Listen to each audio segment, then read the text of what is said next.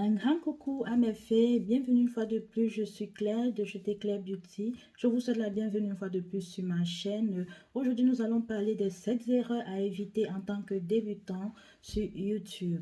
Il y a 2 ou 3 personnes qui m'ont posé cette question parce qu'elles veulent se lancer sur YouTube et je me suis dit pourquoi ne pas quitter un peu mon contenu, un peu ce que je fais d'habitude et je vais répondre à ces personnes. C'est vrai que je suis débutante, moi-même ça fait à peine 4 mois que j'ai commencé.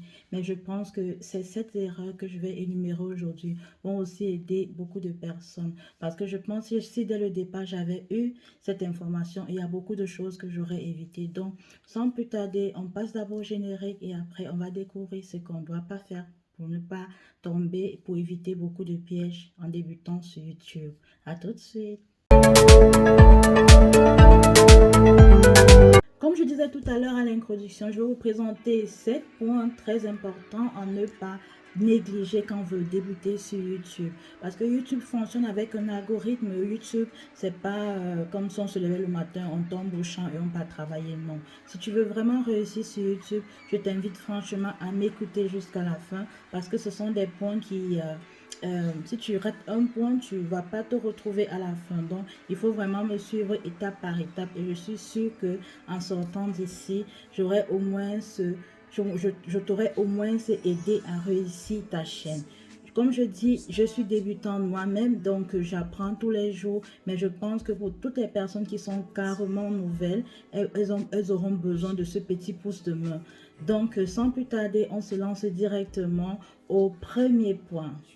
Avant de commencer le premier point, j'aimerais que tu me dises combien de temps tu es déjà sur YouTube, à combien de mois et quels sont qu'est-ce que tu as remarqué, qu'est-ce que selon toi on peut encore ajouter, qu'est-ce que selon toi on peut encore améliorer en tant que débutant sur YouTube. Donc je t'invite à m'écrire là maintenant combien de temps tu es déjà sur YouTube et quelles sont les erreurs que j'ai énumérées, que je vais énumérer ici, que tu vas te retrouver là-dedans, ok? Donc, comme je dis, on passe au premier point. Le premier point, c'est la personnalité du créateur. Je me pense à mes débuts quand j'ai commencé, je voulais ressembler à X ou à Y parce que je me disais que non, c'est là-bas je me suis un peu, comment on dit ça, il y a des personnes qui m'ont motivé, il y a des personnes qui m'ont encouragé. Donc, il y a parfois, tu veux changer un peu ta personnalité, tu veux changer la personne que tu es. Mais sur YouTube, ça ne fonctionne pas comme ça parce que tes abonnés, parce que les personnes qui te regardent ressentent si tu es vrai ou si tu es faux. Donc la première chose, ne pas changer ta personnalité, ne change pas la personne que tu es. Il y a des personnes qui sont très bruyantes en fait, qui aiment le bruit, qui aiment sauter, qui aiment courir en faisant leur vidéo YouTube. Elles, ça passe avec elles. Il y a des personnes qui sont calmes comme moi, qui n'aiment pas trop sauter, qui vont pas crier, qui vont pas faire ceci et cela passe avec moi. Donc il faut reconnaître sa personnalité, quelle est la personnalité que tu as et c'est ça que tu dois vendre sur YouTube. Donc, ne pas changer sa personnalité à cause de YouTube parce que ce n'est pas YouTube que tu veux tromper, c'est plutôt tes abonnés et tes abonnés vont reconnaître si tu es de nature une personne très bruyante ou bien si tu es de nature une personne réservée. Donc, respectez, c'est-à-dire respectez votre personnalité, laissez votre personnalité couler et croyez-moi, vos abonnés verront que vous êtes une personne vraie. Passons au deuxième point. Le deuxième point à énumérer, c'est-à-dire ce que tu dois éviter absolument quand tu veux débuter sur YouTube, c'est de parler comme si ton audience n'était pas là. Oui, il faut parler à tes abonnés comme si c'était devant toi. Tu dois communiquer avec eux. Qu'est-ce qu'ils en pensent? Toujours leur poser des questions. Qu'est-ce qu'ils en pensent? Qu'est-ce que tu peux améliorer? Qu'est-ce que tu dois changer? Parce que ce sont ces abonnés-là, en fait, qui font ce que tu es chaque jour. Donc, il faut donner la chance à tes abonnés de s'exprimer, poser les questions, faire parfois des petits jeux, des petits trucs. Donc, il faut vraiment entretenir son audience. Donc, il faut vraiment être très lié avec son audience. Peu importe le chiffre d'abonnés que tu as, peu importe ta notoriété, sans tes abonnés, tu n'es rien. Donc, il faut respecter tes abonnés, il faut respecter ton audience. C'est le deuxième point franchement à vraiment respecter.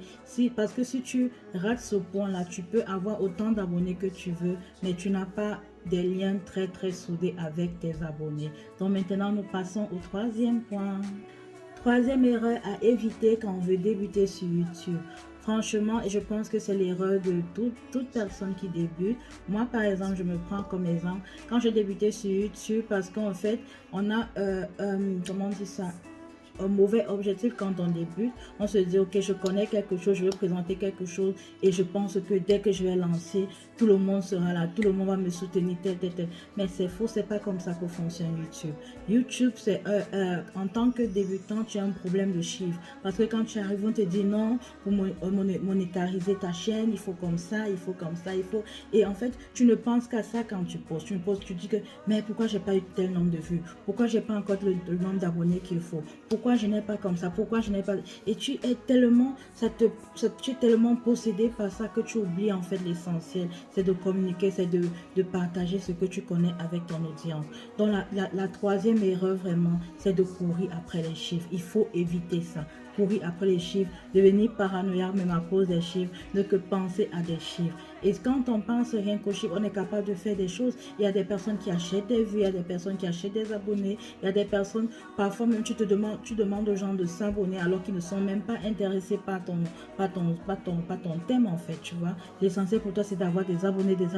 En fait, c'est la pire erreur qu'il faut faire sur YouTube parce que ça ne sert à rien que tu te remplisses, tu remplisses ta chaîne avec 1000 abonnés, 5000 abonnés, alors qu'il n'y a que peut-être 200 qui sont vraiment intéressés par ton contenu. Donc, il faut laisser couler la chose. Quand tu débutes sur YouTube, donne la chance à YouTube de te présenter comme un nouveau créateur, peut-être qui parle seulement des cheveux, qui parle de la beauté. Et ce n'est que des personnes intéressées par ce sujet, par ce thème, qui viendront aussi regarder ta vidéo, qui vont te booster sur YouTube, qui vont te faire vite grimper sur YouTube, disons ça comme ça, qui vont te vite faire monter sur YouTube. Donc franchement, ne pas courir après les chiffres, ça ne doit pas vous posséder. Croyez-moi, avec le temps, vous comprenez aussi que ça ne servait à rien. Moi, j'ai fait cette erreur au début avec ma première chaîne. J'ai tellement demandé aux gens de s'abonner, des personnes qui n'ont même rien à voir avec mon sujet, qui n'ont rien à voir avec mon thème, mais elles sont abonnées, mais elles ne me servent à rien parce que fin des fins, quand je poste une vidéo, elles ne regardent pas.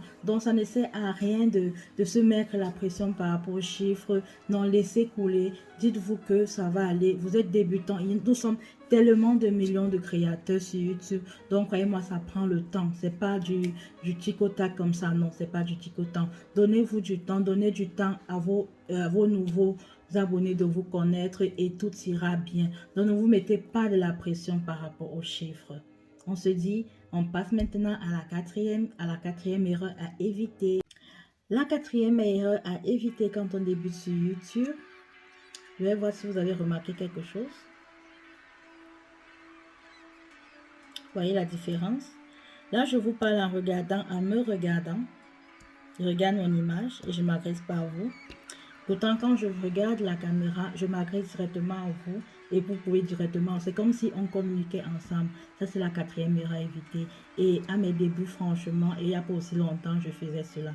Je passais mon temps à regarder mon image, la caméra, la vidéo et tout, alors que je ne m'adresse pas à moi, je m'adresse à vous. Vous voyez, je dois m'adresser à vous. Et en m'adressant à vous, je dois regarder la caméra. Donc, c'est la quatrième erreur à éviter. Adressez-vous à votre audience, comme je disais au départ, comme si elle était là. Vous êtes là, je m'adresse à vous, alors je dois regarder la caméra et non regarder ma vidéo. Donc, il faut apprendre à regarder. Ça prend du temps, c'est difficile au départ, mais on finit par s'habituer avec. Apprenez à regarder la caméra et non votre image, ok? On passe à la cinquième erreur à éviter quand on débute sur YouTube. La cinquième erreur à éviter quand on débute sur YouTube, c'est d'avoir un mauvais son. On peut encore avoir une mauvaise image, je ne vais pas dire mauvaise image, mais pas une image très très belle, mais on doit avoir un très bon son. Votre audience doit vous écouter. Au départ, j'avais ce problème. Je pensais que comme je suis de nature pas à parler très fort et je me disais qu'en parlant aussi, en parlant à mes abonnés, il fallait aussi que je parle ainsi. Mais non, quand tu fais une vidéo, il faut parler fort. Il faut apprendre à parler fort pour que tu puisses avoir aussi un bon retour. Sinon, tes abonnés ne t'écoutent pas. Peut-être il te faut un micro, il te faut ceci. Pour des personnes qui veulent investir directement, pour vous acheter tout cet équipement. Mais pour des personnes dès le départ qui ne veulent pas encore trop investir et parfois on n'a même pas besoin d'investir directement, vous devez juste parler plus fort. parce qu'on a besoin de vous écouter. Parce que quand vous parlez bas, je ne vous écoute pas et votre vidéo devient ennuyante et je zappe. Donc, parlons fort. En tant que débutant, apprenons à parler fort. On passe maintenant à la 6e erreur à éviter. La 6e erreur à éviter sur YouTube en tant que débutant, c'est d'éviter de poster en se disant que peut-être nos vidéos ne sont pas parfaites, elles ne sont pas encore bien, elles ne sont pas encore comme ça. Il faut éviter ça. Parce qu'en tant que débutant, déjà, pour te faire connaître, il faut au moins 2 jusqu'à 3 vidéos par semaine. Si tu peux faire plus, tant mieux. Moi, par exemple, depuis, je poste toujours 2 vidéos par semaine.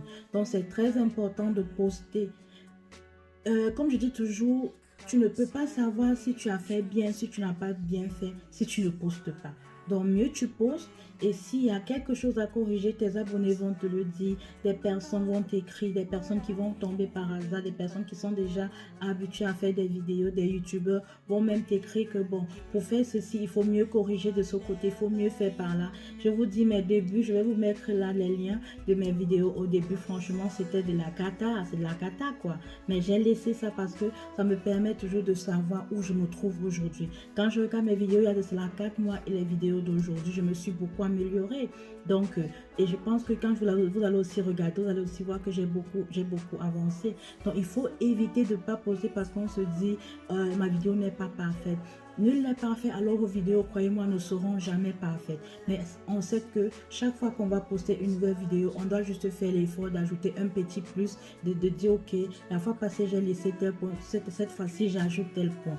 Donc, évitez de dire, je ne poste pas parce que ma vidéo n'est pas parfaite. Postez, les amis, il faut poster. On ne dit pas aussi de poster du n'importe quoi, mais dis-toi chaque fois que tu postes que tu as donné le meilleur de toi et ce que tu n'as pas pu faire, tu vas faire la prochaine fois.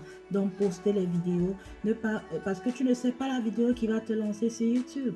Donc, il faut poster. Parfois, tu peux poster une vidéo que tu te dis, c'est rien.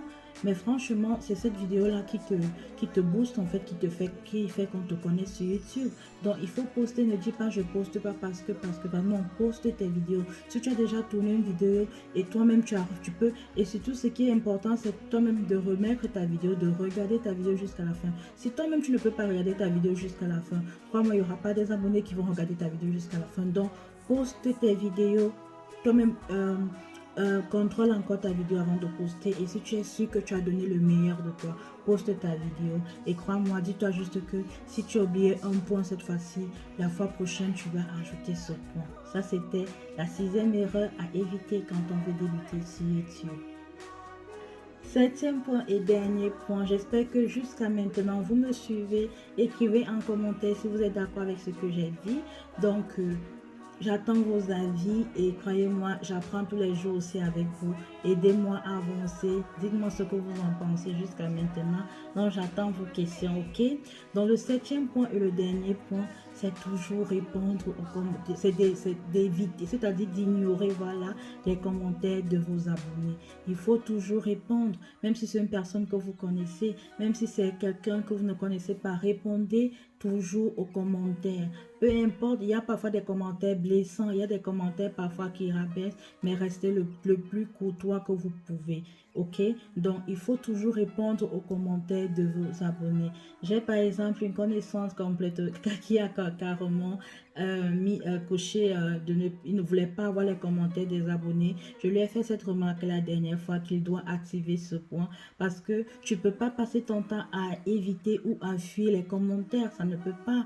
Parce que c'est pas tout le monde. Il y a des personnes qui viennent qui ont des paroles blessantes. Parce que croyez-moi, pour tourner une vidéo, pour faire un montage et tout, c'est beaucoup de travail. Donc quand une personne vient et te dit quelque chose, ça te blesse, ça te rend triste et tout, il faut savoir vivre avec. Parce que quand tu décides d'être une personne publique, quand tu décides d'être un youtubeur, il faut t'attendre aussi aux critiques, il faut t'attendre aux personnes qui peut-être pensent bien faire et peut-être te blessent, te blesse au plus profond de toi. Donc, il faut apprendre à vivre avec. Il ne faut pas désactiver le point lire les commentaires ou bien recevoir les commentaires. Il faut activer ce point et se dire que tout commentaire qui vient t'aide à t'améliorer, t'aide à avancer, t'aide à devenir un meilleur youtubeur. Si aujourd'hui tu étais médiocre, demain tu seras passable. Si aujourd'hui tu es passable, demain tu seras assez bien, et ainsi de suite. Donc, donne la chance à tes abonnés de commenter,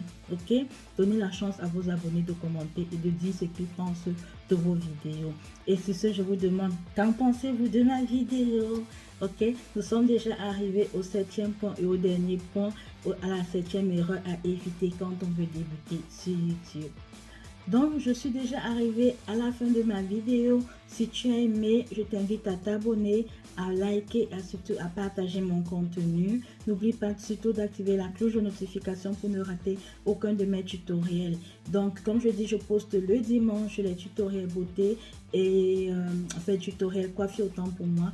Et les mercredis, les tutoriels soins de peau, soins du corps, soins du visage, tout ce que vous voulez. Donc, soyez abonnés, restez avec moi. Ce qui est sûr, Teclair Beauty, vous n'allez pas vous ennuyer. Sur ce, je vous souhaite de passer un agréable dimanche. Je vous souhaite toute santé, tout bonheur, toute joie. Surtout, restons en famille, profitons de la vie, car on ne sait jamais quand est le dernier jour. Sur ce, passez un très bon dimanche et on se dit à mercredi pour un tutoriel beauté, pour un tutoriel soin de peau. Bye bye.